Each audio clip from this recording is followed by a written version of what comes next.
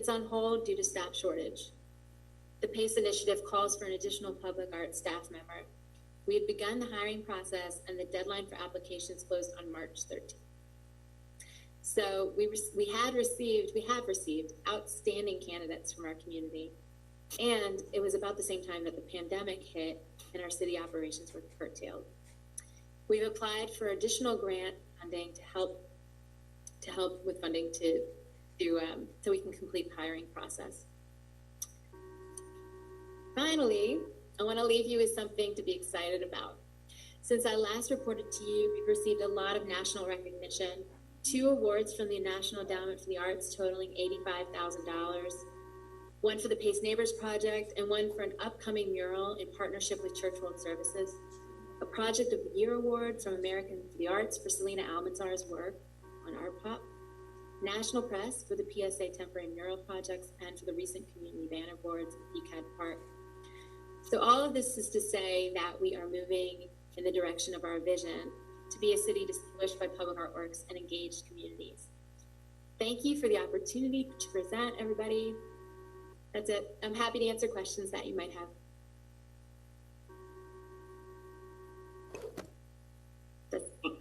I stopped sharing my screen.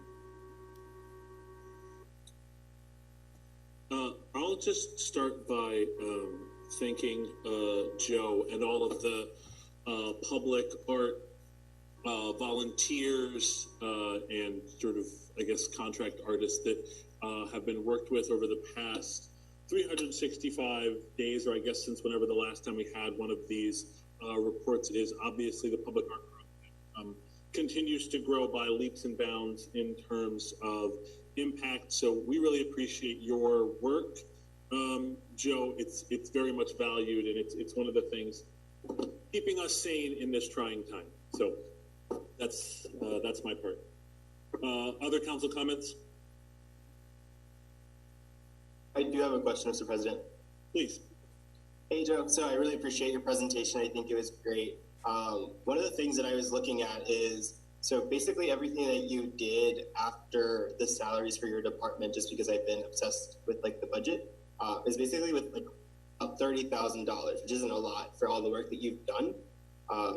Do you know what the future of grants for art is going to be next year? Like, do you anticipate that you'll be getting the same level of grants? Or what's that going to look like? Because I see that that's really what is driving a lot of the work that you're doing. And I want to make sure that you are supported and kind of have a better understanding of what the future of that looks like. Thank you, Councilor Javier. I appreciate the looking ahead and the curiosity.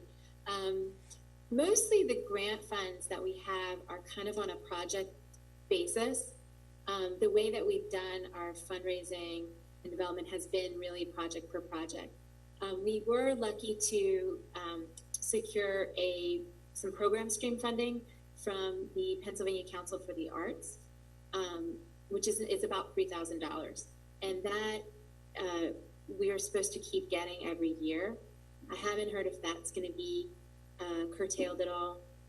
Other than that, we have no consistent funding stream coming in from grant dollars. So it's really just a kind of have to raise as we case by case for project by project. Yeah, and that's a big part of the 10-year plan is finding a dedicated funding stream. The plan calls for actually a legislative dedication funding stream. And I think also too, there's so much work we can do on our board and other ways to just develop partnerships within the community that can help sustain the public art.